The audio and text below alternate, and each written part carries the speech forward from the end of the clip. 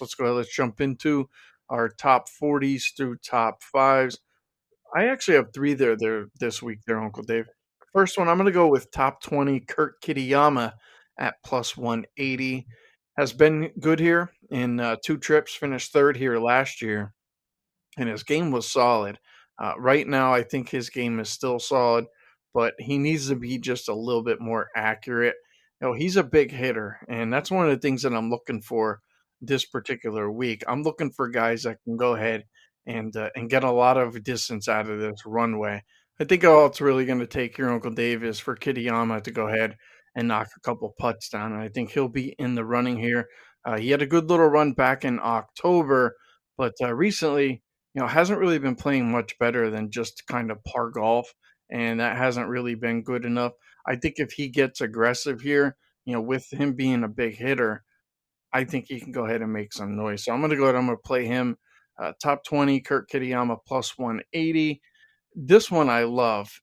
Top 40, Luke Clanton at minus 120. Look, I don't know why. Maybe I'm getting a little bit soft in as I age here, but Clanton has a chance to go ahead and get his tour card. He had that chance in Phoenix just a few weeks back, and all he needed to do was go ahead and make the cut, and he ends up finishing one stroke from going ahead and getting that done. But it came down to the last few holes to kind of decide his fate with getting his tour card. So now he has another shot. And if you watch Luke Clanton, the kid's good. I ended up rooting for him to go ahead and make the cut, go ahead and get his tour card. Like, how could you not want to see, one of the young golfers go out there and fulfill one of the dreams that he has? So as I was watching him, I'm just, finding myself going ahead and rooting for the guy. The odds right now are suggesting that he's going to go ahead and be kind of a factor in this tournament. He's listed right now at 40-1. I think he was really disappointed in Phoenix after missing that cut. I just think he's going to be motivated as all hell to go out here and perform really well. And I think that he actually had a big weight lifted off his shoulder last week, and it's probably something that probably nobody noticed or is talking about.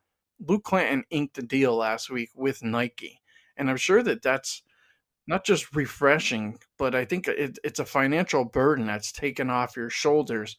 Clanton's a big driver. He's one of the strongest drivers in this field for sure, in all of the PGA, actually, if you look at his driving stats.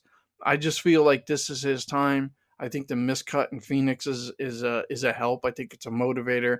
I think believe it or not, the Nike deal is a help here for him. This is his time. I think he's going to get his tour card.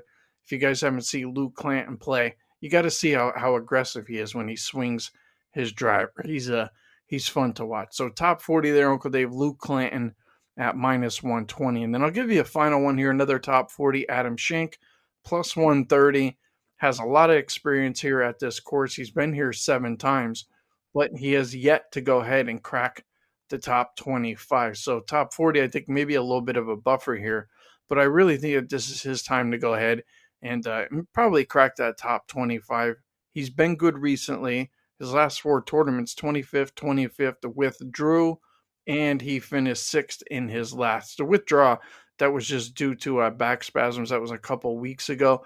The issue for him at PGA National has been his iron play. That generally has been Schenk's issue, over the years. But from what I've seen over this short stretch, is that his iron play is actually in a very, very good place. I think if he could just tighten up a few things, he's going to be one of the guys that makes some noise.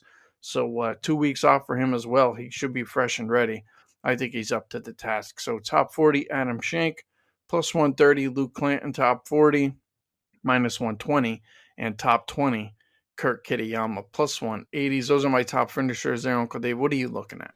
Yeah, I like all three of those, Sleepy. I considered Shank, I considered Clanton, so we're kind of on the same page there. And I did take Kittyama. I took him top 10. Okay, he let me down last week because I had him in an exotic, but as I repeatedly say, if you bet expecting the same results from week to week on any player or any team in any sport, you're going to go broke. He's in the top 10 shots gained approach this season. I know it's a small sample size, but on this particular course, that's not something that can be ignored. I took I took Shane Lowry top 10. He's one of the favorites. And I'm continuing with my trying to take a lot of the favorites to do well but not win. I mean, it's just safer when it comes to risk reward and the discounted prices we're getting on them. I mean, he's the favorite for a reason. I took Sanjay top five plus 260. Another guy that could well be holding the trophy Sunday, but I'm going to take the safer route. He's had multiple T15s or better on this course. And I took Sep T5 plus 280. He'll be on a lot of cards to win this week, and I can't argue that, and he may well do that. His game's built for this type of course. He actually leads the field in strokes gained at this course over the last 5 years. I did stop there. No, wait a minute, I didn't. I got one more. Nikolai Horgard, top 10, plus 400. I love this bet. It's perhaps my second biggest stat after driving accuracy this week is approach shots between a buck and a quarter and 200 yards, and Nikolai's in the top 10. He played very well on the weekend last week. He actually finished eighth.